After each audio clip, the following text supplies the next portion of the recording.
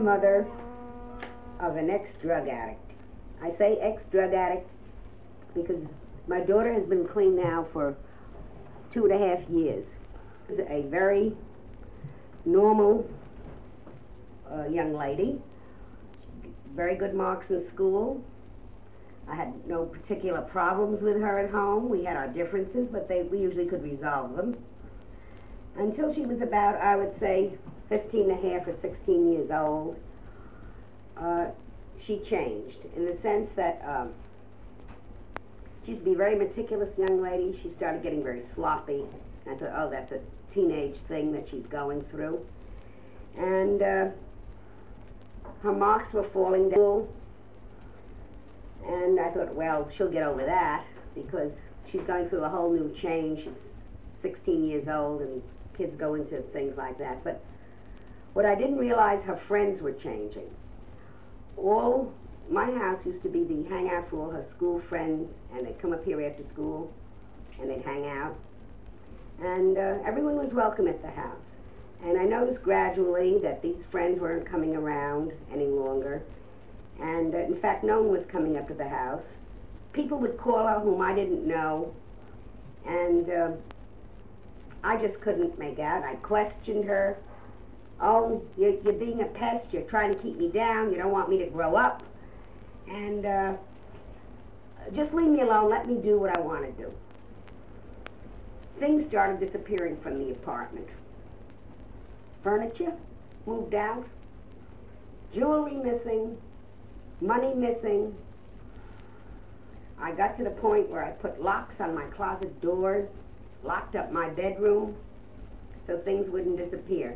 But I thought it was just bad company, and I suspected that maybe she was taking something, smoking pot, or taking pills, or something.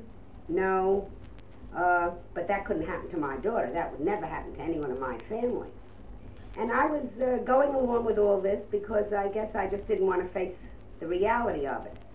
And then I noticed that she had scratches on her hand. And I said, what are those things from? She said, oh, those are from the cat. Well, it got to a point where she just disappeared for weeks at a time, and I was practically out of my mind. This was going on for over a year. And I didn't know where she was half the time, and she'd come in when I wasn't here. And one evening, she came up here about 6 o'clock in the evening, and she said, Ma, I need help. I'm on heroin. So she asked me for $6 so she'd go out and get a bag of heroin so she could get through the night. Right. I gave it to her. She came back. Next morning, I went over to the Bernstein Clinic, and we had an interview, and while we were sitting there, my daughter said to me, Ma, I need a fix. I need a fix. I need a fix. I went over to the lady at the desk, and I said, my daughter needs a fix. She said, well, we can't give you anything for her. She hasn't been admitted yet. I said, what does that mean? Does that mean, I said, we have to go out on the street and get it? She said, yes. Until she's admitted, that's what you have to do. They told me to come back with her the next day, which I did. But in order to keep her home, to make sure that she'd get into the Bernstein Clinic, I went with her to a pusher and bought 3 bags of heroin. Gave her the money for 3 bags of heroin. That kid could have taken those 3 bags of heroin and OD'd. I didn't know that at the time. But I thought I was helping her, and my idea was to get her into Bernstein's clinic. Oh, it was really weird. I went in there, and she waited outside, and this guy came out, and I introduced him to her. I said, Ma, this is, so-and-so, and so-and-so, this is my mother. Hello, and they shook hands. I couldn't believe it, but I didn't care, I was just so fucked up in that, who brings their mother around to go cop with them, Right. I should have been embarrassed at least, but I just didn't care. And I got a phone call one evening. They asked me if I was so-and-so's mother, that she was over in Washington Square Park acting very peculiarly, no shoes on, and they were afraid the cops would pick her up. Young people to take a taxi, I would meet them downstairs and bring her home, which they did. She was completely disorientated, filthy, dirty, unbelievable, and couldn't talk straight, couldn't move straight. And I said, "What are you taking? What are you doing?" She said, "Oh, someone slipped some pills into my milk." And these young people didn't know her who brought her home. They just felt very sorry for her because she looks younger than she is. She looked about 15. And the thing I did was just throw her into the tub and make her take a bath, but I couldn't leave her in the bathroom alone because she was so disorientated. And I said, "Well, she's on something. And I'd rather see her dead than a drug addict." I was at the end of my wits. I think I was really out of my mind. I gave her 4 sleeping pills, and I had it all rationalized that if the cops came, well, she'd been taking pills, and she'd be taking this, and she'd be taking that, and she just took the wrong kind. She just grabbed them out of my medicine chest, and she died. One day I shot up 2 spoons of speed and I lost my mind. I was in Washington Square Park acting like a 6-year-old kid, and these 2 kids around my age, came up to me and they got my name and phone number out of me. And I was afraid to even talk to them. I kept on telling them that I wasn't allowed to talk to strangers. That's the state of mind I was in. Like a 16-year-old would. Yeah. And they finally got my name and phone number out of me and called my mother. And my mother told them to bring me home in a cab. She'd pay for it. And while I was in the cab, I thought that I was on TV. There was the program, The Mod Squad. I thought that was it. I thought the cab driver was George Maharis. When I got out of the cab, I saw TV cameras, and there were a lot of people standing around, hanging out in front of my building, but I thought that they were directors and all this, and I kept on saying, "I'm really on TV, I finally made it," because I always enjoyed acting. Right. And this must have come into my head, this is what I saw. And I went upstairs, and I was filthy. I mean, I had layers of dirt on me. My mother put me into the bathtub, and she had to bathe me. And she was taking tranquilizers and sleeping pills because she was a wreck from me. And she had given me a lot of sleeping pills. I don't know how many. She wanted me to die. I didn't make enough demands upon her as a person. I think that you give things too easily to children. They never have to work for anything because everything is given to them. Do you have any generalized advice that you might be able to give to parents? I mean, if they suspect that their child is smoking pot or using drugs? You confront them, and if you don't believe them, you search their rooms, you search their clothes, you see who their friends are. You don't let them keep you in the dark as to what they're doing. You have to, you can't be too permissive. There are certain demands that, and you have to also tell your children, there's another thing, we all say we love our children, but do we express it? And I don't mean by buying them things or giving them everything. Do we say to them, "I love you"? Do you just pat them on the head as you pass by? Or is it all discipline? Or are you always happy when they leave so you can be alone? You have to show love.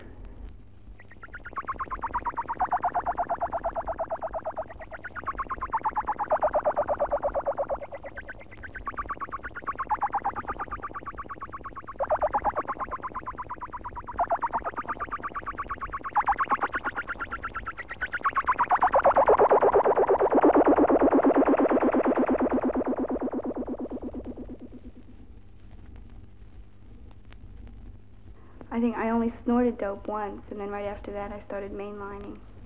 Had you used pot before or pills? Yeah, I was using pot and pills ever since I was about 15. Mm-hmm. And you were 17 when you started heroin, did you? About 16 and a half. By the time I was 17, I had a good full-fledged habit. What was it like? Why do you think you were motivated to use heroin aside from the fact that your older friends were doing it? Well, in a way, it was exciting. Like like going to cop, you know, and getting away with it. You know, like my mother didn't know, you know, and not getting caught by the police, and you know, scheming how we're going to get money and everything. It was all kind of exciting to me, you know. So that kind of motivated me too. And I never really believed that I would get a habit. You know, like I knew it would it happened to other people, but you know, like I didn't believe it could happen to me. You know, and I just I needed a lot of people to like me. And at the time, I felt that that was the only way to do it. You know, is to use drugs like all the other people were, you know, and get involved with it. And I always did have people around me. What was the turning point when you decided that you were hooked, when you were addicted? Well, I was working, and I went to work one day, and I didn't get off that morning, and I didn't get high. And at about 11 o'clock, I started yawning a lot, and my nose and my eyes were running, and I just didn't feel well. And I called up this guy that I was living with, and I said, you know, like, what's happening? You know, and he said, oh, didn't you know? You know, and I said, oh, shit. And so I took off from work, and I went and I got off, and I felt a lot better, and I realized that I had, you know, like, this is when I first said, you know, when the dope made me feel better, was when I really knew it, and in a way it made me feel good, you know, to know that I had a habit. It didn't scare me like it really should have. And I just kept on doing dope, and finally I had to, you know, leave my job. I just walked out one day and never came back. You say it made you feel good to know when you had a habit. I guess that's from the acceptance point. Right. You know, I was like, I was a junkie. You know, like, here I am. Wow. Right. That kind of thing. And low down and dirty, the whole thing. I know, it sounds funny, but that's where it was at. Right. Were you at the same point when you say you felt glad in a way? Were you at all scared? Did you think you might die, or? I wasn't afraid of dying. It didn't even occur to me. I was afraid of getting busted and going to jail, though. You know, but like I said before, I didn't believe that would happen to me either. You know, but I did get busted, but thank goodness I never had to go to jail. You know, just overnight. During some of the time when you were on probation and when you actually got picked up and taken down to the precinct and everything, I imagine you had some time to sit in the cell for a while and reflect on what was going on. What were your thoughts then? I would say to myself that I was never going to do this again. Mm-hmm. You know, I'm never going to get high again. You know, never get involved with these people again.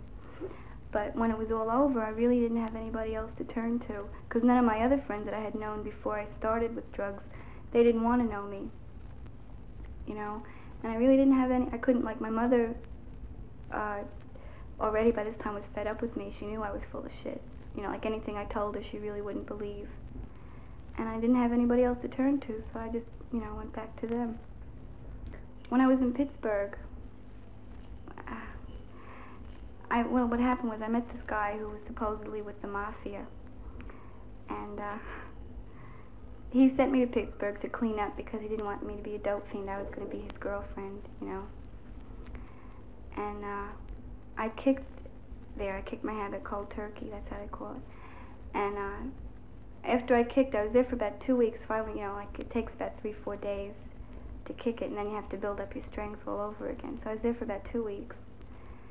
And after I felt better, like, I didn't care about these people anymore, you know.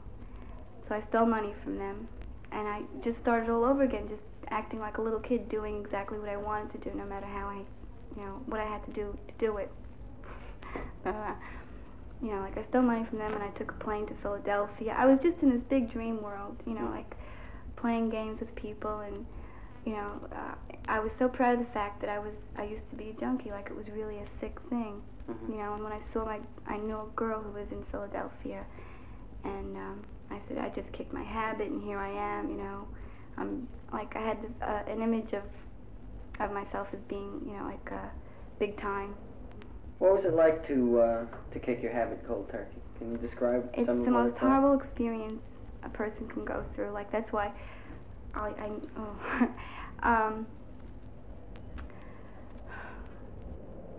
you throw up and you have diarrhea at the same time, you know, and you feel like your insides are coming out. And like first you're cold and then you're hot, and you can't eat, because anything you eat you just throw right back up again. You don't sleep. You don't sleep for like 5-6 days. You're always clammy and sweaty, and your body gives off an odor because of the heroin that's in your system. And you just stay in the bathroom, you know, like everything's coming out both ends, you know, and it's a lot of pain. You get very bad abdominal pains. Every bone in your body aches, you know, like you feel like you're falling apart. It's really horrible, you know, and the people that I was with at the time wouldn't even let me have a drink. The only thing they would give me was Sleepies, which didn't do anything, you know. So, and I punched a hole in a wall, you know, like I really went insane. Like it's you can't imagine. It's really horrible. Can you tell me a little bit about where you got it and how you paid for it? Well, in the beginning, I didn't have to worry about the money because I was living with this guy that was dealing heroin. And so I never had to worry about it. But then, when my habit got worse and his habit got worse, he started doing robberies, and I was a prostitute. And after a while, like, I just wouldn't get high anymore. I would just get what they call straight, you know, where I wasn't sick. You know, and that's just how I just had to maintain myself. After I got a habit, there were very few times that I really got high, like I used to. You know, I was just straight. Like I had to get off in order to feel normal. You know, and I had to get off even more if I wanted to get high. And I really didn't like being a prostitute, so I wouldn't do it enough where I would have enough money to get myself high. And I used to, you know, like a friend of mine might come up to me and ask me to get them a few bags, and I'd take their money and I'd never come back, you know, things like that. And for a while, while I still had a set of keys to my house, I was stealing things from my mother's house. Like I was moving furniture out, and I took a checkbook of hers and I wrote out a whole bunch of checks. In our interview with your mother, she mentioned that before she knew that you were taking drugs, that she had seen some scratch marks on your hand, and you told her that they were from a cat. What exactly was that all about? They were tracks from getting off. The veins in my arms had collapsed, and so I had gone to getting off in the veins in my hands, and I had very bad tracks there. And I went home one day to wash up and eat, and she saw them, and of course I didn't want her to know that I was a heroin addict. And I had a Siamese cat, so I told her that the cat had scratched my hand. Like even now, even though I'm not using drugs, I have scars from it, and I have a very bad liver from it. You know, and it's something that I'll have scars and a bad liver for the rest of my life because of it. You know, and it really wasn't worth it.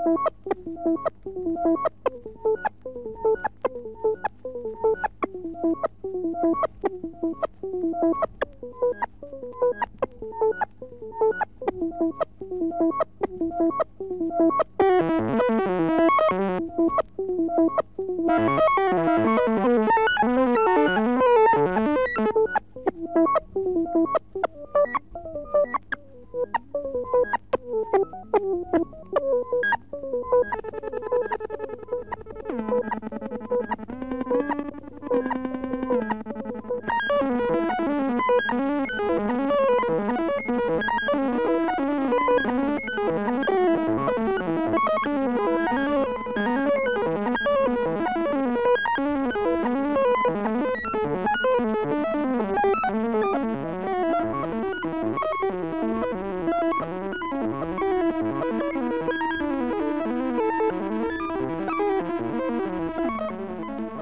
did you first start using heroin?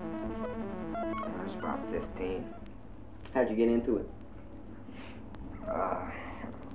I was like smoking a joint one night in this bar in Hoboken, and I was like rapping with this Bay Cat, and you know, he had some stuff on me, and you know, so I took a snort, and so you know, I did it for a while, then I cut it loose, you know, and then I got busted, you know, for a fight, you know, that I had out in Bayonne, and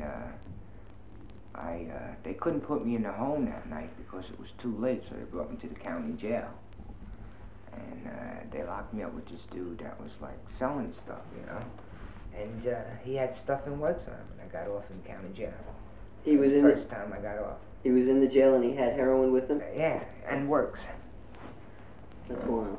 No, it's not, because that was a big thing in Jersey's jails. You know, it was a riot. In other words, it's pretty common for a guy to be busted for heroin and then keep it with him right in the cell. Oh, get caught? Yeah, right. They sell it to you in there, man. So that was your first experience mainlining. Did you begin to mainline regularly after that? Yeah, for about, say, a year and a half, 2 years, I was doing it, you know. And I cut it loose. When you say you cut it loose, did you go through any kind of heavy withdrawal symptoms? We've heard, you know, elsewhere in the interviews about cold turkey and how difficult that is. Yeah, well, I didn't take anything really, but, you know, I was sick for like the first 2 days, but after that, like, you know, no problem, you know, which is hard to believe. Like, you know, a lot of people say, full of shit, you can't do it. You know, I do it, I've done it, and I'm going to do it again. I just got into it because, like, the cat had it, and, you know, I heard things about it, so I wanted to dig it to see how the head was. And it's a boss head, man. I feel great when I'm high, man. You function normally? And I function normally, you know. And a lot of other things I like do better, you know. Which a lot of people, again, will say is a lie, you know. Matter of fact, I can do a lot more than I can do, like, straight when I'm high. Like what? You know, like working, for instance. You know, I could work better, I think, when I'm high. What kind of work? I'm making concrete blocks, cinder blocks. And I feel I can do more. I don't feel it, like I know I can do more when I'm high. Because you know, I've got high a couple of times on this job, and I've done like shit I couldn't believe that I did. You know, work-wise. When you first started using, when you were 15 and everything, what was your life like at home? Were you living with your folks? Yeah. What was it like? I could say, you know, it was great, but like I didn't just dig my father. But that wasn't the reason of the junk. You know, it was. You know, I always wanted to move, like, you know. Right. Never sit down and listen. Like I always wanted to do, like, you know, whatever made me happy. You know, and yeah, it was great. Like I got along with everybody. You know, got everything I wanted, which I never asked for anything. And you know. You mentioned before that that you had been having some trouble with your liver. What was all that about? Hepatitis. I was using this dude's works, rather, he was using mine. And, like, he was walking around with hep as it was. And Did like, you know that at the time? No. I knew he had hep, but I didn't, you know, still think he had it at that time, you know. So he, like, used my works. And that's where I got it from. It was, like, a little bad, too, you know, because my count was, like, up to 36. You know, and I was like, almost yellow as this, man, which is orange. In other words, you're high on heroin now, is that right? Oh, yeah. Been stoned. How much of it did you do? I did 3 nickels. That's $15 worth, right? Yeah. Is that considered a lot? That's a lot. That's a lot. Yeah. It's a lot, but it's not enough. What would be enough? I'd settle for like a spoon and a half, or a good spoon. I dig it, man. Because I want to do it. And sometimes because there's nothing to do. Which is like, you know, everybody thinks there's a lot of shit. If I have nothing to do, I do dope.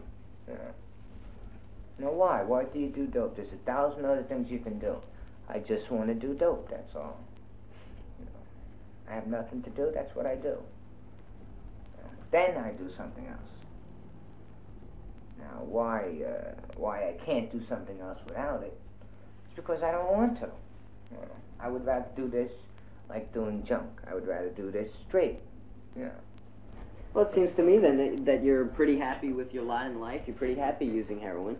And do you think you'll be able to continue using it for the rest of your life? Oh, no, man. No. Yeah. In other words, then you have a cutoff point when you're going to stop using, right? Yeah. What's that cutoff point? Well, it's going to be like, you know, I'd say roughly I'd do it for like another year, if not less. And then I cut it loose. Yeah. And you've been using now for 14 years? Yep. And you're going to just cut it loose at the end of another year.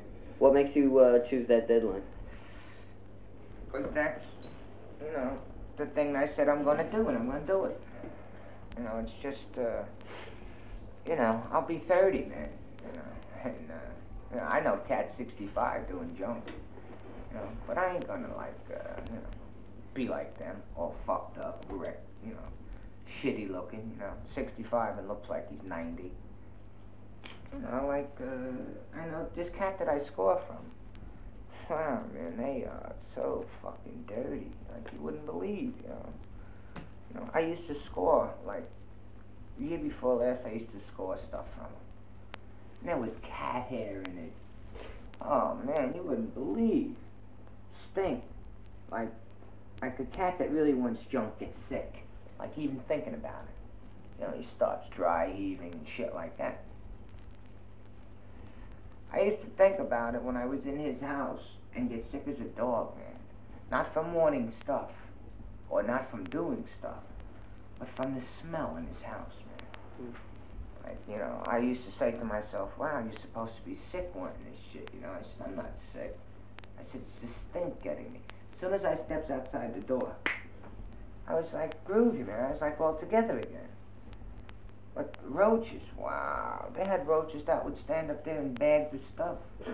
That's how fucking big they were. Somebody asked me, could they do junk? I tell them, no good, man. You know, don't even bother. It's a waste of time. Very expensive, and it's a hard thing to get rid of. You know. But it's okay for you. Right, that's the funny part, right? It's okay for me. But I would recommend not to do it. I should take that recommendation myself. It's kind of a one-way street. Yes, man, all the way down.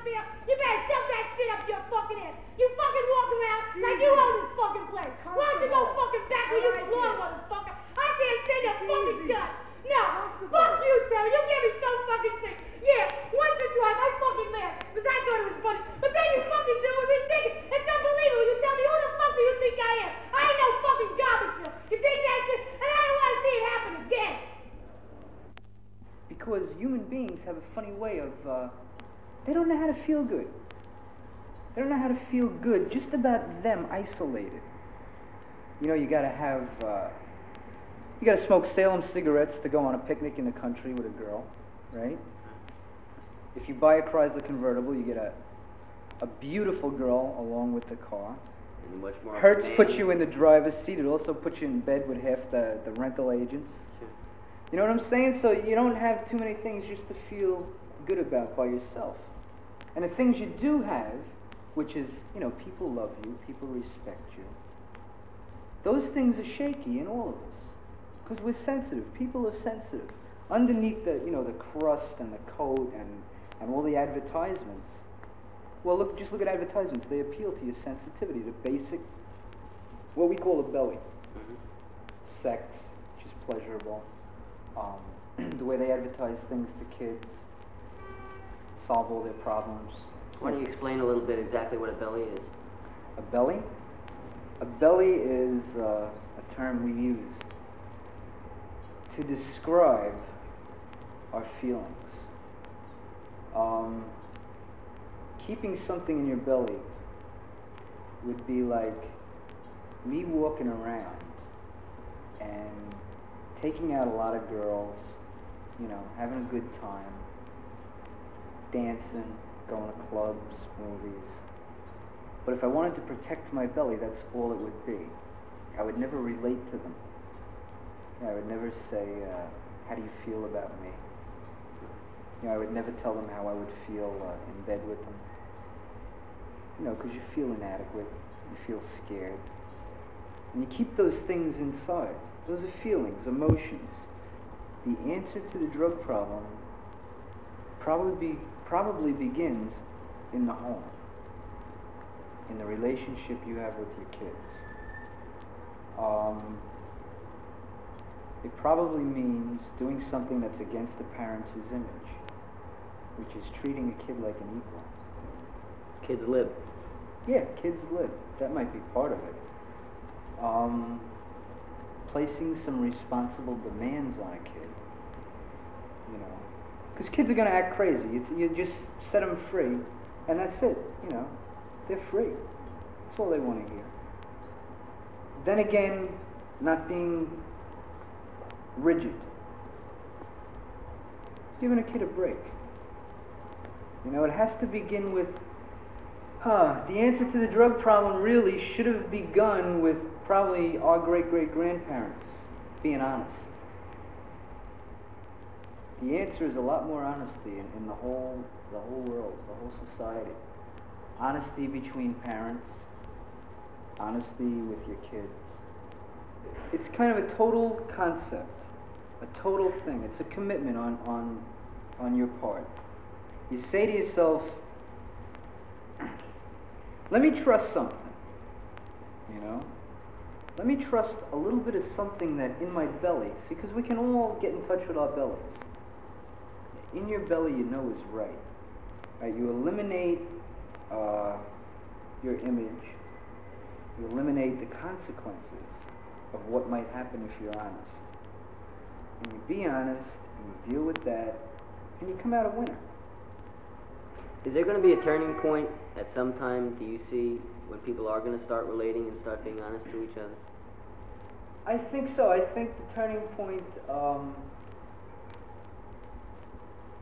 somewhat is beginning, because the addiction problem is spreading out into the suburbs, into upper middle class areas, and it's just got them by the balls, you know.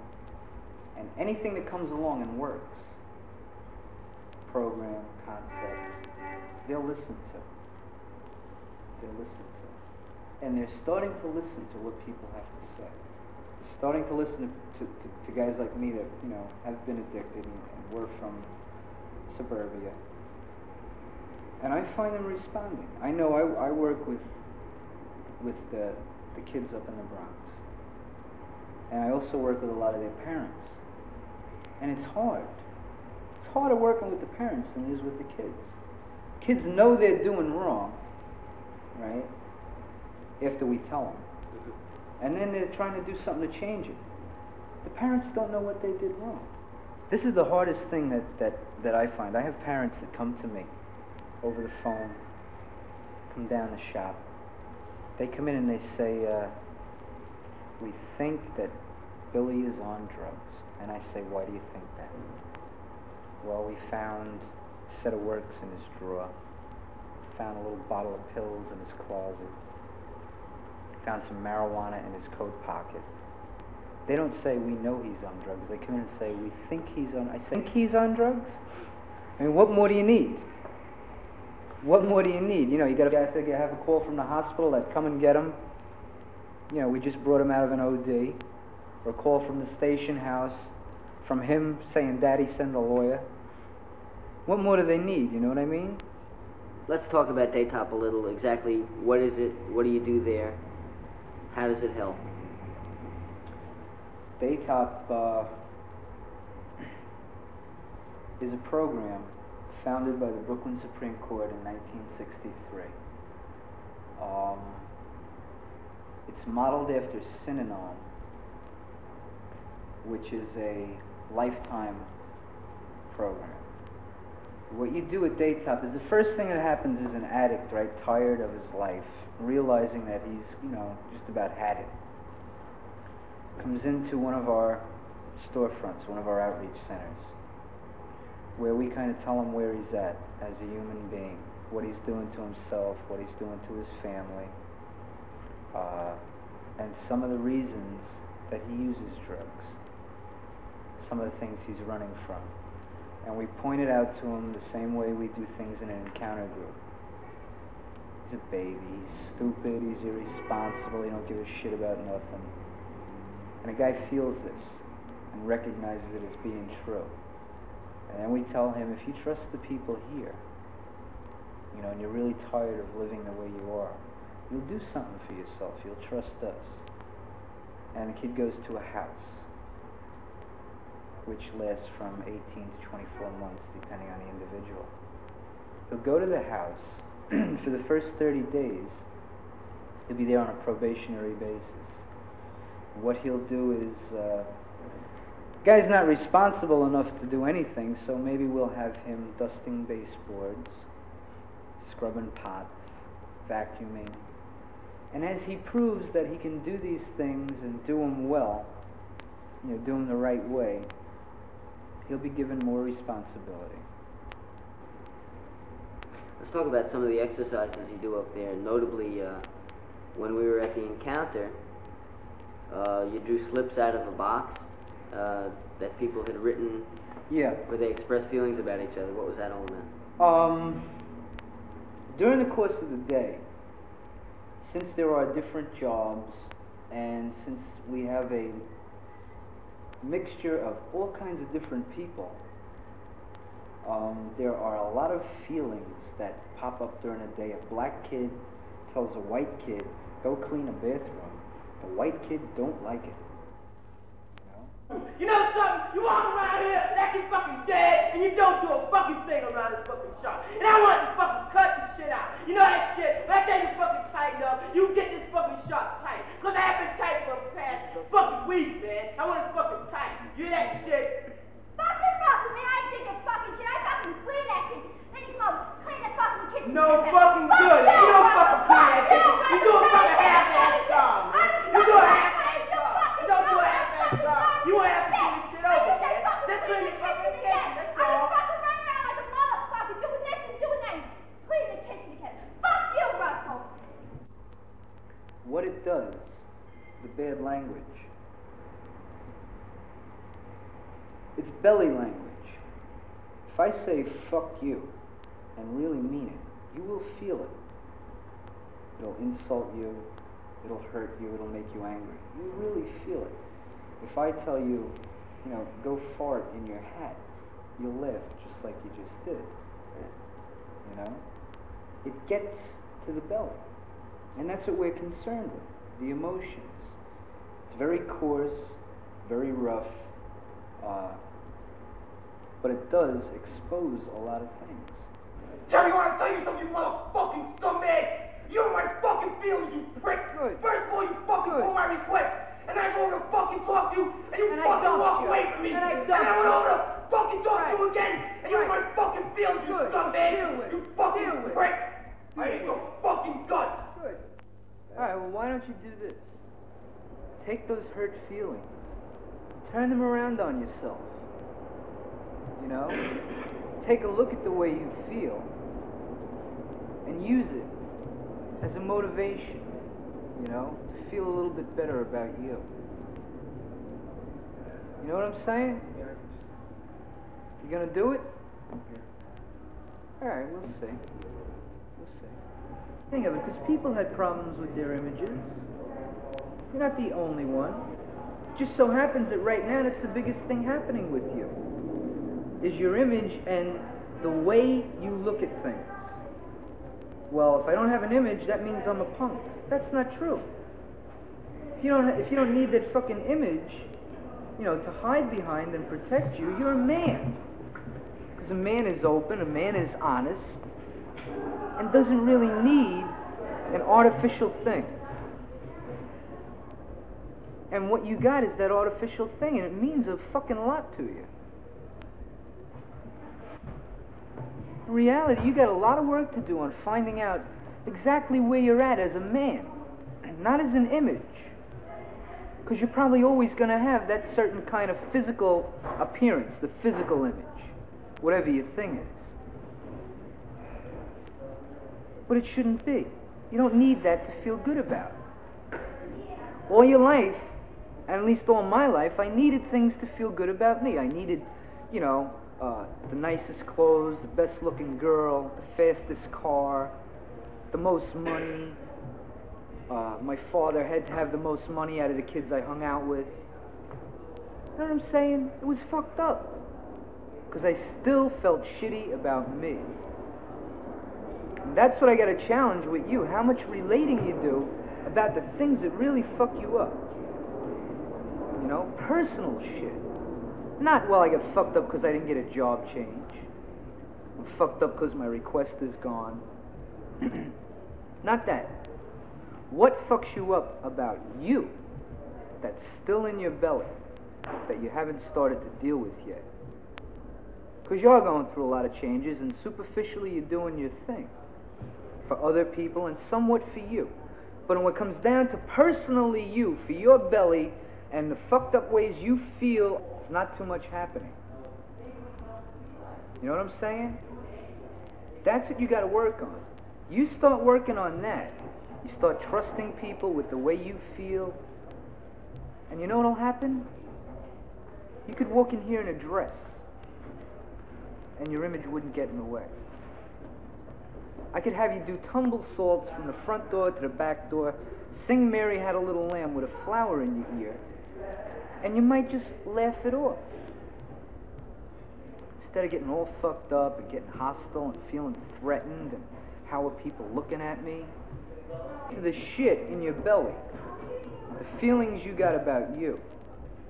And you'll see that slowly, and after a lot of fucking work, the image will shrink, you know? And you won't get so fucked up.